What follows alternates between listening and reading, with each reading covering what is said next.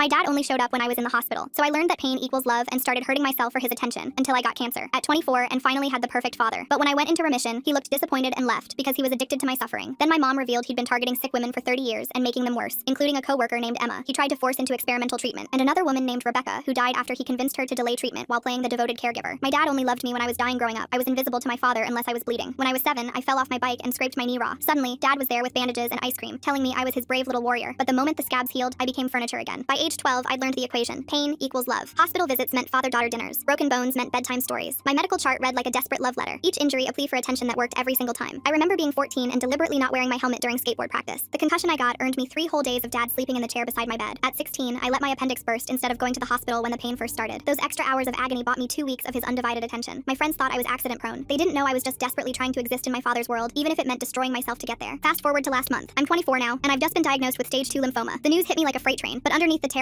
a sick part of me felt relieved because I knew what this meant. For the first time in years, I'd have my dad back, and I was right. He moved into my apartment within 48 hours, took leave from his CEO position, and suddenly I was his whole world. He held my hair during chemo, memorized every medication, and told me daily how proud he was of my strength. I convinced myself this was it. Cancer would finally make him see me as more than a medical emergency. He became the father I'd always dreamed of. Morning coffee together, evening walks when I felt strong enough, actual conversations about my life, my dreams, my fears beyond just symptom management. He learned my favorite TV shows, met my friends, even helped me repaint my bedroom when I said the beige walls were depressing. For 6 months, I had everything I'd ever wanted. I almost forgot it came with a price tag of poisoning my body with chemicals and radiation. Then came my follow-up appointment 6 months later. The oncologist's words echoed like angels singing, "Complete remission. The cancer's gone." I turned to my dad, tears streaming, expecting to see joy mirrored in his eyes. Instead, his face went slack, like someone had unplugged him. He managed a weak smile and patted my shoulder, but I saw the truth in his eyes. He was disappointed. On the drive home, he was already on his phone, rescheduling meetings, booking flights. By dinner, he'd packed his things. "You're strong now," he said, not meeting my eyes. "You don't need me anymore." The words hit harder than any diagnosis ever could. That night, I sat in my empty apartment, healthier than I'd been in months, but feeling more diseased than ever. I scrolled through old photos, every single one taken in a hospital room, doctor's office, or pharmacy. Not one photo of just us, happy, healthy. That's when it clicked like a dislocated joint snapping back into place. My father didn't love me. He loved my suffering. He was addicted to being needed, to playing savior, to the drama of my pain. Without my illness, I was just another healthy adult he had no use for. The realization burned through me like the chemo, calling something toxic that had been growing inside me far longer than any cancer. I drove to his office the next morning, my clean bill of health crumpled in my fist. His secretary tried to stop me, but I burst through those mahogany doors like a woman possessed. He looked up from his computer, already defensive. I didn't give him a chance to speak. "Name one birthday you celebrated with me when I wasn't recovering from something." Silence. "Name one achievement you celebrated that didn't involve surviving." More silence. His face cycled through emotions like a broken slot machine. Finally, he cleared his throat. "That's not fair, sweetheart. I've sacrificed everything for you." "No," I corrected him. "You've sacrificed everything for your hero complex. You don't love me. You love feeling important." He stood up then, his face reddening. He tried to defend himself, going on about all the business deals he'd missed and opportunities he'd sacrificed for me. I laughed, but it was bitter and broken. I laid it all out for him, how he'd missed my college graduation for a conference, skipped my promotion celebration for a business trip, but somehow managed to clear his entire schedule every time I was in an ambulance. His face went red as I told him the truth. He didn't care about me. He cared about being needed. He cared about the drama. He cared about bragging to his golf buddies about being such a devoted father to his sick daughter. I left his office with my head high and my heart shattered, but as I reached my car, my phone buzzed. A text from my estranged mother, the one who'd left when I was 3, the one dad always painted as the villain who couldn't handle a sick child. Her message was simple. She'd heard I was in remission and had been waiting 21 years for me to be healthy enough to hear the truth about why she really left. My finger hovered over the call button because suddenly I realized there might be more to my story than just being my father's favorite patient. The truth about my childhood was about to get a second opinion, and something told me this diagnosis was going to hurt worse than any disease ever could. That's just part 1. If you're ready for the twist no one saw coming, the link's below. I sat in my car outside Dad's office building, my thumb hovering over the call button. Through the glass doors, I watched security escort a sobbing woman from the building. She clutched medical papers against her chest, mascara streaking down her face. Something about her seemed familiar, though I couldn't place it. My phone rang before I could press call. Mother's name flashed on the screen. I answered immediately. Her voice broke through the speaker, raw and urgent. She'd been waiting by this phone for 2 decades, she explained, her words tumbling over each other. As she spoke, I watched the crying woman stumble toward the parking lot. The afternoon sun caught her face, and I realized why she looked familiar. We had the same hollow cheeks, the same exhausted eyes I'd seen in my mirror during treatment. Mother's words registered slowly. She had boxes of evidence about Dad's pattern. My hand tightened on the steering wheel as I watched the crying woman fumble with her car keys. Pattern. The word echoed in my mind. Sarah's text popped up on my screen. She'd seen me leaving Dad's building and wondered if I was okay. I looked upset, she wrote. I ignored it, my attention fixed on the woman now sitting in her car, shoulders shaking. I faced a choice. Drive to meet Mother and see these mysterious boxes, or follow this stranger who might hold answers. The woman's car had a medical charity license plate frame. My stomach twisted. I started my engine and followed her. She drove carefully, signaling every turn, until she pulled into a coffee shop parking lot 3 blocks away. I parked nearby and watched her enter, then followed after counting to 30. Inside, she sat in a corner booth, phone pressed to her ear. I chose a table close enough to hear. Her voice carried despite her attempts to whisper. She mentioned promises about promotions if she just got sicker. My coffee cup rattled against the saucer as I set it down. The woman's eyes swept the room and landed on me. Recognition flashed across her face, followed by fear. She ended her call abruptly and started gathering her things. I stood and approached her table. She pressed herself against the booth's back cushion. "You're his daughter," she whispered. "The one with cancer." I nodded slowly. Her name tag read Emma. Emma's hands trembled as she clutched her purse. "He said you were unstable, jealous of his attention to other employees." My phone buzzed. Security footage alert. Dad knew we were here. Sarah burst through the coffee shop door moments later, slightly out of breath. "Your dad's been calling everyone. Says you're having a breakdown." Emma started to leave, but I gently touched her arm. She flinched, then slowly sat back down. With shaking hands, she pulled out a termination warning dated last week. The ultimatum was clear. Accept experimental treatment or face firing. My phone buzzed again. Mother had sent a photo. Young me in a hospital bed with Dad hovering nearby. All concern and devotion. The date circled in red had proved what I'd suspected. It was taken 2 days before a school event he'd claimed to attend. Emma agreed to come to my apartment. Mother arrived 20 minutes later with 2 storage boxes. Emma hesitated at my door, shifting her weight from foot to foot. Mother didn't waste time with pleasantries. She opened the first box and pulled out a bound thesis. Dad's name on the cover, dated 30 years ago. Caregiver identity formation, in bold letters. She flipped to highlighted passages about manufactured crises, about the psychological rewards of being needed. A knock interrupted us. 3 sharp raps I recognized. Dad stood in my doorway with 2 uniformed EMTs. His face wore that concerned expression I knew so well. I called for a wellness check. My daughter's off her medication. The EMT stepped forward professionally, asking to verify my mental state. Dad hovered behind them, watching every move. One EMT asked me basic questions while the other observed. Name, date, current president. I answered calmly. Mother stepped into view. Hello, Marcus. Still playing savior, I see. Dad's face went rigid. The EMTs exchanged glances, recognizing this as a family dispute rather than a medical emergency. Emma slipped toward the door during the confrontation, her phone buzzing insistently. Dad's angry texts kept arriving. Dad's thesis on caregiver identity formation just went from academic paper to autobiography. Turns out he didn't just study the subject, he decided to make it his whole personality. Talk about taking your homework way too seriously. One message flashed on her screen before she grabbed it. Where are you? This betrayal won't go unpunished. The lead EMT spoke quietly to his partner. They saw no emergency here, just a family matter. They prepared their equipment to leave despite Dad's protests about my history, my vulnerability, my need for help. After they left, I scrolled through old texts from Dad during my treatment. Suggestion after suggestion about symptoms I might be experiencing. Had I checked for swelling? Was I feeling dizzy? Maybe I should mention the headaches to my doctor. I'd followed every suggestion, desperate to keep his attention. Sarah's phone rang. Her mother's voice came through just loud enough for us to hear. She couldn't say much, but we should look into visitor restrictions at the pediatric ward. The line went dead. Mother revealed she'd hired a private investigator before leaving. She'd needed proof before she abandoned me to him. The investigator's reports filled half a box. Dad's next move came through group text. He'd messaged my extended family and employer about concerns for my mental state, asked them to share any unusual behavior they'd noticed. Emma finally spoke up. There was someone else at the company. She stopped herself, fear crossing her face again. But I shouldn't. The weight of her words settled over us. Pattern. Mother had said pattern. Now Emma confirmed it. Someone else. My hands shook as I reached for my laptop to start documenting everything. Dad's Facebook post appeared within the hour. My laptop screen glowed with his carefully crafted narrative about my mental health crisis. He'd tagged 37 relatives and my employer, expressing deep concern about my stability. The comments started flooding in immediately. Aunts offering prayers, cousins sharing mental health resources, my supervisor asking if I needed time off. I recognized the tactic from years of medical manipulation. Create the narrative before the truth could surface. Control the story. Make me defend my sanity instead of exposing his sickness. My fingers moved across the keyboard, documenting everything. Screenshots of his post, the comments, the timeline. Evidence file number 1. A notification popped up. Someone had shared Dad's post, then another. The digital wildfire spread through my extended network faster than I could track. Mother pulled more documents from her boxes. Hospital admission records from my childhood, each one during Dad's custody weekends. Broken wrist at age 8, food poisoning at 10, mysterious rash at 11 that required a week of monitoring. The pattern emerged like a disease under a microscope. Emma sat frozen on my couch, watching Dad's campaign unfold on her phone. Her termination warning lay on the coffee table between us, its corporate letterhead a stark reminder of his reach. Sarah's phone buzzed with another message from her mother. The pediatric ward had strict visitor policies now, implemented 3 years ago after concerns about a frequent visitor. No names mentioned, but the timeline matched Dad's volunteer period there. I opened a new document and started typing. Every injury, every illness, every hospital stay, dates, locations, Dad's presence or absence. The data painted a picture I'd been too desperate to see before. My phone rang. Unknown number. I let it go to voicemail. The message played through the speaker. A woman's voice, hesitant but determined. She'd worked at the hospital during my treatment, saw my social media post about Remission. There was something I should know about another patient, a young woman named Rebecca, who'd been there around the same time. The caller paused, then added that Rebecca's case had troubled several staff members. She left her number. Mother's face went pale at Rebecca's name. She'd seen it in the investigator's reports, but hadn't connected the dots until now. Emma suddenly stood, pacing to the window, her hands twisted together as she stared at the street below. She'd met Rebecca once, she admitted, at a company health fair. Dad had introduced them, suggested they compare treatment experiences. Rebecca had seemed so tired, so defeated. Within a month, she'd stopped coming to work. My boyfriend Mike's name flashed on my phone screen. I answered, and he immediately told me Dad had called his office 3 times. His boss was asking questions. Mike had refused to take the calls, but the pressure was building. I added Mike's information to my growing file. Dad's reach extending to my inner circle, trying to isolate me. Mother showed me entries from my childhood diary she'd saved. My handwriting at age 9, describing how Daddy visited after my fall down the stairs. How special I felt when he stayed all night at the hospital. How I wished I could be sick more often so he'd love me like that all the time. The words blurred as tears threatened. Even then, I'd known the equation. Sarah arrived with printouts from Dad's social media history. She'd gone back years, documenting his posts. Every medical crisis lovingly detailed. Every hospital vigil photographed. His identity wrapped around being the devoted father to his suffering daughter. Between crises, I barely existed in his digital world. The hospital records office called back. They couldn't release information without proper authorization, but they suggested legal channels if I had concerns about past treatment. The receptionist's tone carried weight, like she was trying to tell me something without saying it. Emma's phone rang. Dad's number. She stared at it, paralyzed, until it went to voicemail. His message played accidentally on speaker. Concern about her missing their meeting. Worry about her health. Reminder that her insurance was through the company. Thinly veiled threats wrapped in care. Sarah's mother agreed to meet us privately. Within an hour, she sat in my living room, choosing her words carefully. She'd worked pediatric nursing for 15 years. Noticed patterns most people missed. Dad's presence during certain shifts. How some young patients seemed to worsen during his volunteer visits. How he always managed to be there for the dramatic moments. She'd reported her concerns, but without concrete evidence, nothing happened except visitor restrictions. I found my childhood medical records in Mother's boxes. The documentation was meticulous. Every injury, every illness mapped against custody schedules. Mom's weekends, healthy. Dad's weekends, emergency room visits. School days, fine. School breaks with Dad, mysterious ailments. Dad's college roommate had responded to Mother's old email. She read it aloud. Marcus had always needed to be needed. In college, he dated a girl with chronic illness. When she got better, he'd lost interest, found another girl with depression, then another with an eating disorder. Always drawn to vulnerability, always leaving when they healed. My laptop filled with evidence. Texts, emails, medical records, witness accounts, each piece building a case I'd never wanted to see. Dad's next text arrived with a photo attached. My bank statement showing the trust fund he controlled. The message was clear. Comply or lose financial security. The therapy appointment he'd scheduled was tomorrow at 2 p.m. A Dr. Whitman who specialized in delusional disorders. Mike's mother called Sarah. As a therapist herself, she'd seen similar patterns. Proxy Munchausen's wasn't always about children. Sometimes it manifests interested in romantic relationships, friendships, any dynamic where one person could maintain control through medical crisis. She offered to write a professional assessment if needed. The hospital contact called back. She'd thought about it more and felt obligated to share what she'd observed. Rebecca had been improving until family visits increased, specifically visits from a family friend who'd insisted on being part of her care team. The symptoms that followed these visits were concerning. Unexplained setbacks, medication reactions. The friend had been so devoted, so concerned, too concerned. Emma broke down, finally releasing what she'd held back. Dad had made her feel guilty for getting better. Every improvement met with subtle disappointment. Every healthy day treated like betrayal. She'd started hiding her recovery, pretending to feel worse just to keep her job. The stress had actually made her sick again. A self-fulfilling prophecy. Dad's offer arrived by email. $50,000 for a vacation. Time to rest, get help, stop spreading lies about him. The legal language was careful, requiring my silence in exchange for the money. Mike chose me over his job. When his boss pressured him about Dad's calls, Mike submitted his resignation. He arrived at my apartment with a box of his office belongings and a determined expression. Some things mattered more than money. Sarah created an encrypted group chat for those who believed me. The membership grew quickly. My aunt who'd always wondered about my illnesses, a cousin who'd noticed the pattern, Dad's secretary who'd quietly started job hunting after years of discomfort with his behavior, each person sharing small observations that painted a larger picture. I refused to manufacture evidence despite having access to Dad's email through an old shared account. Integrity mattered. The truth was enough without embellishment. The parking lot encounter happened as I loaded groceries into my car. Dad's Mercedes pulled up behind me, blocking my exit. He didn't get out, just sat there watching. His text arrived moments later. I was nothing before cancer. I'd be nothing without him. The words designed to wound, to make me doubt my worth beyond sickness. Mother revealed more about Dad's past. His college girlfriend had filed harassment charges after their breakup. He wouldn't stop trying to care for her during a minor illness. Showed up with soup, medications, insisted she needed him. The charges were dropped when he agreed to stay away, but the pattern was documented. I realized something crucial. Someone should tell Dad that collecting sick people isn't a hobby like stamps or baseball cards, though he certainly built quite the portfolio over the years with his care and control investment strategy. Dad's control only worked on isolated, vulnerable women seeking father figures. Emma had lost her father young. Rebecca had been estranged from family. I'd spent my childhood desperate for his attention. We were perfect targets for his pathological need to be needed. Emma found courage in our shared experience. She told me the full story, how Dad had noticed her using an inhaler during a meeting, how his interest had intensified, the questions about her health, the suggestions about treatments, the gradual invasion of her medical privacy, how he'd made her feel special at first, like he truly cared, then the pressure to try experimental treatments, to let him accompany her to appointments, to need him more. Mike's support never wavered. When Dad threatened his new employer, Mike stood firm. His choice was clear. His mother offered professional insights about manipulation patterns, helping us understand the psychological mechanisms at play. Our support group grew stronger. Sarah coordinated meetings, Mike researched legal options, Emma and I documented everything. We weren't just victims anymore. We were survivors building a case. Dad's voicemail dripped with false concern, his words carefully chosen to sound caring if played for others. How confused I seemed, how lost I'd been before he helped me through treatment, how worried he was about my mental state. The subtext clear only to those who knew his patterns. Extended family began reaching out privately. Apologies for believing his post. Admissions that they'd always felt something was off. Stories of their own observations over the years. The network of understanding expanded beyond my immediate circle. The hospital quietly restricted Dad's privileges. Multiple concerning reports had surfaced. No formal announcement, just a subtle removal of his volunteer access. Sarah's mother confirmed he was no longer on the approved visitor list. Rebecca's friend reached out again. She remembered Rebecca mentioning that Dad had convinced her to delay certain treatments, suggested alternative therapies, questioned her doctors. Rebecca had been too polite, too grateful for his attention to refuse his advice. The friend couldn't prove anything, but the timeline of Rebecca's decline haunted her. Dad's new girlfriend contacted me. She'd noticed him researching her medications, found him going through her bathroom cabinet. His questions about her health had seemed caring at first, but the intensity disturbed her. She wanted to know if I'd experienced similar behavior. I shared evidence carefully, without attacking Dad directly. Let his patterns speak for themselves. His girlfriend's recognition was immediate. She'd seen these behaviors but hadn't connected them until now. Colleagues at Dad's company began sharing their own stories. How he'd fixated on anyone with health issues, the inappropriate questions during performance reviews, the way he'd hover around anyone returning from medical leave. HR had received multiple complaints over the years, but his position had protected him. Mother's private investigator provided a comprehensive file. 30 years of patterns documented. Former girlfriends, colleagues, acquaintances. Always the same cycle. Interest sparked by vulnerability. Intensity during illness. Abandonment upon recovery. The trust fund deadline forced action. I had 48 hours to comply with Dad's demands or lose financial security. The choice seemed obvious, but the principle mattered more than money. The bank meeting was carefully orchestrated. Dad maintained his composure in public, but his grip on my arm was too tight as he guided me inside. His whispered threats smiled for security cameras. I remained calm, presenting documentation of my mental competence to the bank manager. Medical records showing no psychiatric issues. Therapist notes confirming my stability. Professional assessments countering Dad's narrative. The realization hit me during that meeting. This wasn't about money or revenge. This was about stopping him from hurting another woman. Emma could have been me. Rebecca might have lived if someone had intervened. How many others existed in his wake? Dad's business partners expressed concerns about his erratic behavior. His focus on my crisis was affecting company operations. Board members questioned his stability. The professional facade he'd maintained for decades showed cracks. Truth spread through personal networks faster than Dad could control. His narrative competed with documented patterns. People talked, compared notes, connected dots. The isolated incidents formed a clear picture when viewed together. My apartment building's management banned Dad after multiple disturbance reports. His attempts to access my home, the confrontations in the lobby, the EMT visit. Security had his photo with instructions to refuse entry. His final manipulation attempt came through my oncologist's office. Dad called claiming I was showing signs of relapse, suggested they schedule immediate tests, insisted my mental state indicated returning illness. The office contacted me directly, professionally concerned but skeptical of his claims. A medical professional quietly confirmed what I'd suspected. Dad was perfectly healthy. No chronic conditions, no medications, no reason for his obsession with illness except psychological need. His pathology was the only sickness in play. Dad's company placed him on administrative leave. The board couldn't ignore the mounting concerns. His decades of careful image management crumbled under scrutiny. Mother and I rebuilt our relationship through honest conversations. She'd left not because she couldn't handle a sick child, but because she'd recognized Dad's role in my illnesses. The guilt of leaving me with him had haunted her, but she'd needed proof before acting. Emma found strength to formally document her experience. Her statement to HR detailed the medical coercion, the workplace manipulation, the threats to her employment. Our united front made dismissing our claims impossible. I created a timeline showing Dad's presence during every medical crisis. The correlation was undeniable. When he had access to my food, I got sick. When he was involved in my care, symptoms worsened. When he was absent, I thrived. His own mother admitted she'd noticed the pattern. Thought he was just devoted, she said. Didn't want want to see what was really happening. Her admission carried weight that our accusations alone couldn't. Emma's testimony to HR revealed the full extent of workplace medical manipulation, the pressure to need him, the subtle punishments for recovery, the way he'd made illness a condition of employment. Other employees came forward with similar experiences. Documentation proved Dad had access to my food and medications during every mysterious illness. The timeline was damning. Every unexplained reaction, every sudden symptom, every medical crisis traced back to his presence. Rebecca's friend mentioned that her family had questioned the rapid decline. They couldn't afford to investigate further, but they'd always wondered about the family friend who'd been so involved in her care. The friend who'd insisted on helping with medications, who'd suggested treatment changes, who'd been there for every crisis. Dad's colleagues voted no confidence. The company protection that had shielded him for decades crumbled. His position became untenable as more stories surfaced. He launched a final campaign questioning my stability, cherry-picked texts from my treatment days, emotional messages sent while suffering. The compilation was convincing without context. Several supporters wavered, wondering if they'd misunderstood his concern. Emma faced pressure from colleagues who still respected Dad. They questioned her interpretation of his behavior, suggested she was ungrateful for his interest in her well-being. The gaslighting was effective on those who hadn't experienced it directly. I had to prove my sanity without full support. Some family members bought Dad's narrative. Some friends wondered if cancer had affected my judgment. The burden of proof fell on me while Dad played the concerned father. My therapist provided detailed session notes spanning my entire treatment. Every session documented my mental stability. No delusional thinking, no paranoia, just a young woman processing trauma and recognizing patterns. Her professional validation carried weight that personal testimony couldn't. Dad's psychological unraveling began with that professional validation. His carefully constructed narrative couldn't withstand clinical scrutiny. The image he'd built for decades cracked under examination. He arrived at my apartment with flowers and a medical alert bracelet. Security called me from the lobby, refusing him entry. He waited outside for 3 hours, texting increasingly desperate messages. I needed him. I was nothing without him. I would relapse without his care. I revealed that I'd been recording our interactions since the confrontation began. Every voicemail, every encounter, every threat documented. The recording stripped away his public persona, revealing the manipulation beneath. In a moment of rare honesty, Dad admitted his own father had only shown love when caring for his dying mother. The pattern stretched back generations. Trauma teaching trauma. Love equated with sickness. Worth measured in suffering. Mother arrived with Dad's estranged brother, who confirmed the childhood pattern. Their father's attention came only during crisis. Dad had learned early that being needed meant being loved. The cycle continued through generations until someone broke it. I faced a choice. Destroy Dad publicly with the evidence we'd gathered, or handle this privately. Media attention would bring scrutiny, but might also inspire copycat cases. Other vulnerable people might become targets for those who saw manipulation as care. Emma and I chose private confrontation. Flowers and a medical alert bracelet. Nothing says I care about your health like trying to gift wrap control after getting banned from someone's building for basically stalking them with fake concern. We met Dad at a neutral location, a mediator present. No media circus, no public destruction, just truth and consequences. Together, Emma and I presented our evidence. Our united front prevented him from manipulating either of us individually. His tactics failed when faced with mutual support. Every attempt to divide us strengthened our resolve. His tears seemed genuine, but we recognized the manipulation within them. Pleas for understanding, claims of good intentions, assertions that he'd only wanted to help. The performance might have worked on others,